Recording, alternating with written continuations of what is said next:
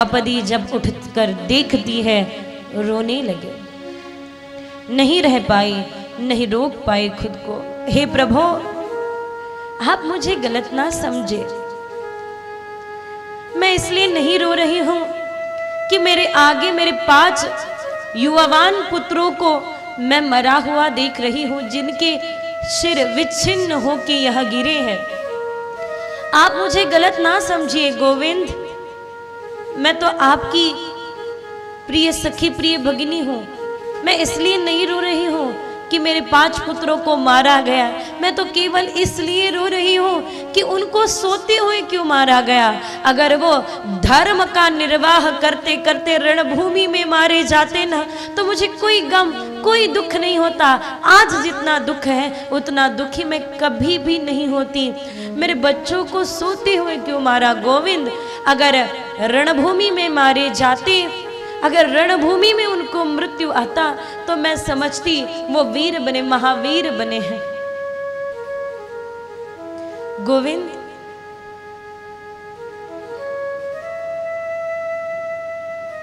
मैं तो कहती हूं द्रौपदी की भावना वे हर एक माता रखती है, वे हर एक माता रखती है जिन माताओं के बच्चे आज देश की सीमा पर हमारी सुरक्षा के लिए प्रतिदिन प्रतिपल खुद को साधना, खुद को तपा रहे हैं और देश की सुरक्षा वहां कर रहे हैं। तो ताली तो बजा सकते हैं उन माताओं के लिए जिन माताओं ने हंसते हंसते अपने बच्चों को, अपने देश की सुरक्षा के लिए, हमने तो खुद देखा है किन्हीं किन्हीं को केवल एक ही लड़का है, एक ही बच्चा है, फिर भी सुरक्षा के लिए सीमा पर तैयार है। जय जय श्री राधे। वे द्रौपदी है। अगर धर्म का निर्वाह करते करते मेरे बच्चे मारे जाते, बालक मारे जाते, तो मुझे दुख नहीं होता गोविंद। अर्जुन तो कहने लगे, जिन्होंने मेरे पुत्र को इस स्थिति में ले जाया है, उनको तो मैं शाम तक दंड ही दूंगा, जरूर दंड दूंगा। देखिए आप, जो लिया अश्वत्थामा ने वो था बदला, और अर्जुन जी ने जो दिया वो था दंड, शिक्षा। शिक्षा देना ठीक बात है। अगर हम किसी को किसी की गलती के लिए शिक्षा देते हैं तो हमें वो समझ दे रहे हैं जो आपने किया वो आपके लिए और किसी के लिए अच्छा नहीं है, ऐसा कर्म ना करो। हाँ, आप बदला ना लो। अगर कोई गलत है तो उसे शिक्षा दो। 2 तरह की शिक्षा होती है, एक है दंड और दूसरा है शिक्षा, माने उसे शिक्षण दो, उसे शिक्षित करो, उसे जगाओ, उसे समझाओ कि वो इतना तो समझ सके जो हम कर रहे हैं वो सही नहीं है, वो ठीक नहीं है। अगर कोई गलती करता है तो उसके पीछे कोई कारण है, कोई गलती करता है तो इसके पीछे कुछ कारण है। पहली बात तो वो वर्तमान क्षण में नहीं है, वो एक तो भूतकाल का विषय लेके बैठा है या फिर भविष्य की चिंता लेके बैठा है, ये पहली बात। दूसरी बात ये है वो क्या कर रहा है उसे खुद को पता नहीं है। और तीसरी बात, वो जो कर रहा है उसके प्रति नासमझ तो है ही, किंतु इससे होने वाले फल के बारे में उसने सोचा ही नहीं। तो उसे जगाओ, ये शिक्षा देना है। तो चल पड़े अर्जुन। यहां तो इन पांडवों के पुत्रों के सिर को लेकर अश्वत्थामा आ चुका था दुर्योधन के पास। दुर्योधन ने अपने बगल में उसको रखकर मोड़े, तोड़े, तो वो टूट गए। कहने लगा ये पांडव हो ही नहीं सकते। तभी मैं सोचूं कि इतने सारे भीषण युद्ध में जिनका कोई बाल भी बांका न कर पाया हो, उनको कोई कौन मार सकता है भला? ये पांडव नहीं, पांडवों के पुत्र है। क्या किया अश्वत्थामा? हमारा तो वंश ही खत्म हो गया। क्या किया ये? अर्जुन आए और अर्जुन वहां पहुंचे। भगवान समझे थे अर्जुन जोश में है, पर होश लाना जरूरी है, इसलिए खुद गोविंद साथ आए।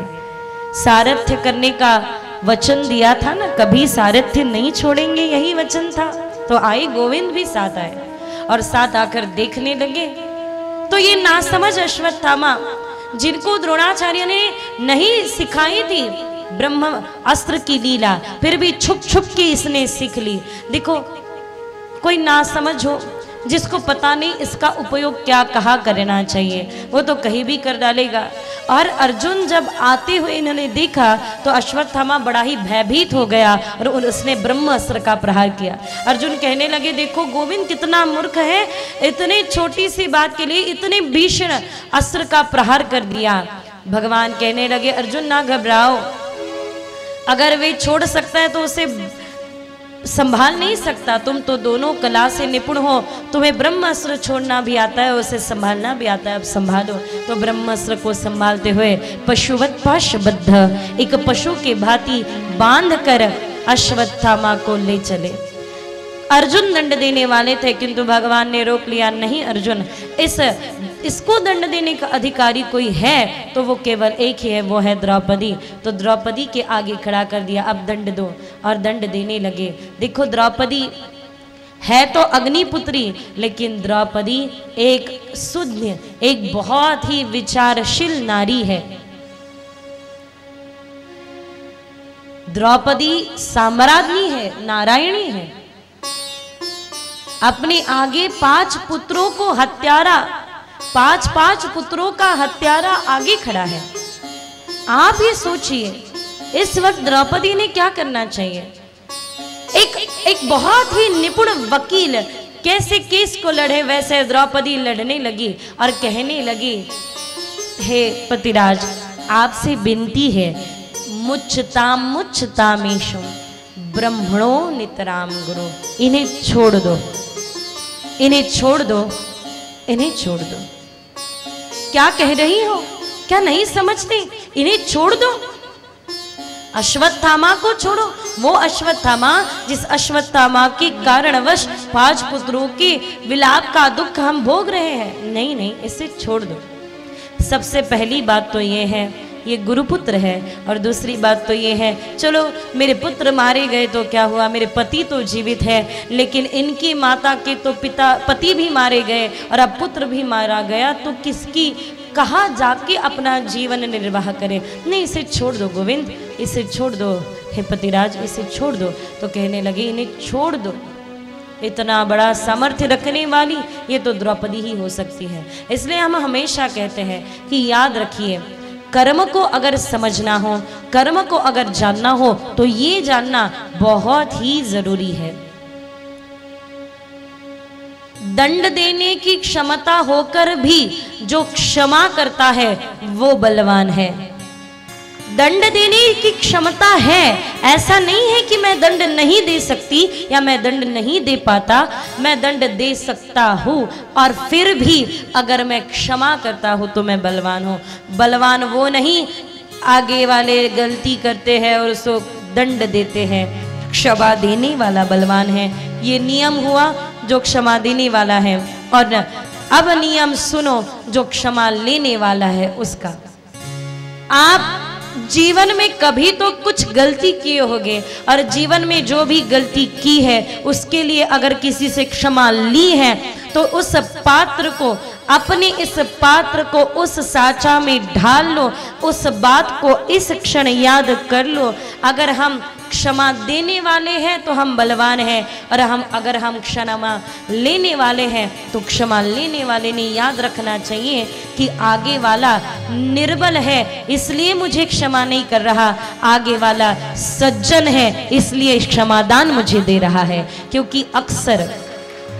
क्योंकि अक्सर अगर हम किसी को क्षमा कर दे तो आगे वाला सोचता है अरे वो क्या बिगाड़ सकता था मेरा, वो मेरा कुछ नहीं बिगाड़ सकता था इसलिए उसने मुझे क्षमा दे दी।